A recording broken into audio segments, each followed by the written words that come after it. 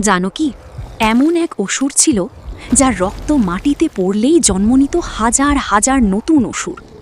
এক ভয়ঙ্কর অসুর ছিল রক্তবীজ।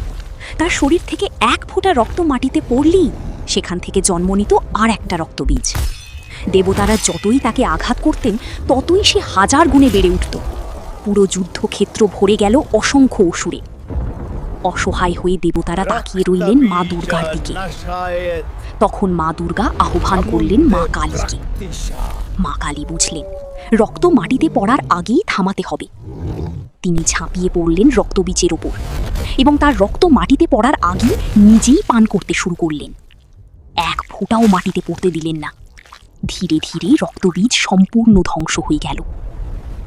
এইভাবেই মা কালী প্রমাণ করলেন শক্তি শুধু ধ্বংস করে না, বুদ্ধি দিয়েও অশুভকে শেষ করে।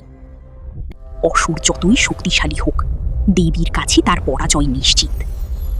যদি ভিডিও ভালো লাগে তাহলে লাইক ও সাবস্ক্রাইব করো।